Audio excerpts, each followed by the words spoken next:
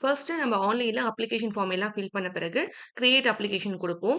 Create application குடுத்த பிறகு, நம்மளுக்கு வந்து பேமெண்ட் கட்டுற ஆப்ஷன் வரும். புரோசீட் ஃபார் பேமெண்ட் நீங்க கிளிக் பண்ணீங்கன்னா, உங்களுக்கு பேமெண்ட் ஆப்ஷன் வரும். நீங்க ஜிபே மூலமாவோ, இல்ல கார்ட் மூலமாவோ நீங்க பேமெண்ட் கட்டிட்டீங்கன்னா, பேமெண்ட் கட்டுன அக்னாலஜ்மென்ட் காப்பி வந்துரும்.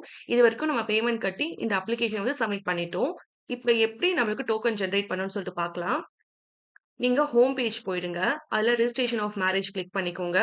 அதுல உங்களுக்கு சர்ச் மேரேஜ் அப்ளிகேஷன் சொல்லிட்டு ஒரு ஆப்ஷன் இருக்கும். அந்த ஆப்ஷன கிளிக் பண்ணிக்கோங்க.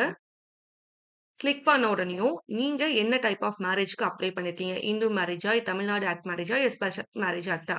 எந்த டைப் ஆஃப் மேரேஜ்க்கு வந்து நீங்க அப்ளை பண்ணியிருக்கீங்களோ, அந்த மேரேஜ் டைப்ப குடுத்துட்டு, இப்ப நம்ம அப்ளிகேஷன் மட்டும் தான் கிரியேட் பண்ணியிருக்கேன்னா, அப்ளிகேஷன் கிரியேட்டட் சொல்லி குடுங்க.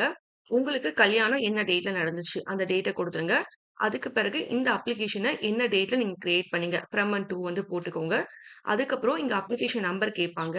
இங்க பணம் கட்டியிருக்கீங்க பார்த்தீங்களா? பணம் கட்டும்போது, அந்த பேமெண்ட் ரிசிப்ட்லயே உங்களுக்கு அப்ளிகேஷன் நம்பர் இருக்கும். அந்த நம்பர போட்டு, இயர் போட்டு சர்ச்ன்னு குடுத்தீங்கன்னா, உங்களோட அப்ளிகேஷன் டீட்டெயில்ஸ் பார்த்தீங்கன்னா, கீழ காட்டும். நீங்க அந்த பிரிண்ட்ன்ற ஆப்ஷன கிளிக் பண்ணீங்கன்னா, நீங்க அப்ளிகேஷன் காப்பி வந்து ஃபில் பண்ணியிருப்பீங்கல்ல, அந்த பிடிஎஃப் காப்பிய டவுன்லோட் பண்ற ஆப்ஷன் உங்களுக்கு வந்துரும். இப்ப நம்மளுக்கு பக்கத்திலேயே பார்த்தீங்கன்னா, டோக்கன் இனிஷியலைஸ் பண்றதுக்கான ஆப்ஷன் குடுத்துருப்பாங்க. அதுல இனிஷியலைட் டோக்கன் சொல்லிட்டு கிளிக் பண்ணிக்கோங்க.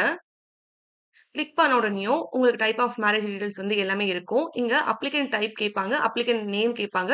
டேட் ஆஃப் அப்பாயின்ட்மென்ட் வந்து என்னைக்கு போட போறீங்கன்னு கேட்பாங்க. இப்ப யாரு வந்து இந்த மேரேஜ் ரெஜிஸ்ட்ரேஷனுக்கு அப்ளை பண்றாங்க? ஹஸ்பண்ட் வீட் சைட்ல வந்து அப்ளை பண்ணா ஹஸ்பண்ட் போடுங்க. இல்ல ஒய்ஃப் வீட்ல சைட்ல வந்து மேரேஜ் ரெஜிஸ்ட்ரேஷன் ஒய்ஃப் பண்றாங்கன்னா, ஒய்ஃப்ன்னு குடுங்க.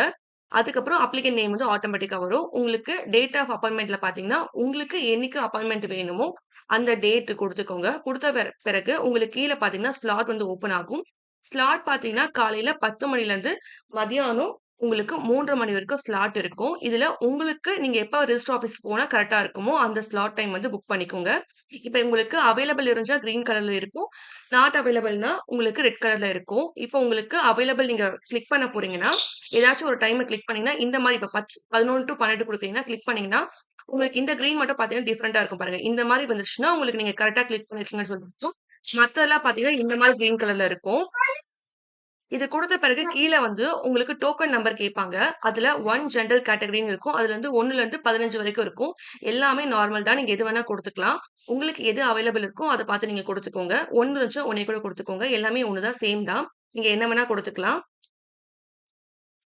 நெக்ஸ்ட் பார்த்தீங்கன்னா, ஐடி ப்ரூஃப் வந்து கேட்பாங்க. ஆதார் கார்ட் கிளிக் பண்ணிட்டு, யார் அப்ளிகன்டோ அவங்களோட ஆதார் நம்பர் குடுத்துக்கோங்க. நெக்ஸ்ட் வந்து மொபைல் நம்பர் கேட்பாங்க. யார் அப்ளிகேட்டடோ அவங்களோட மொபைல் நம்பர் குடுத்துட்டு, நீங்க கீழ சப்மிட்ன்னு குடுங்க.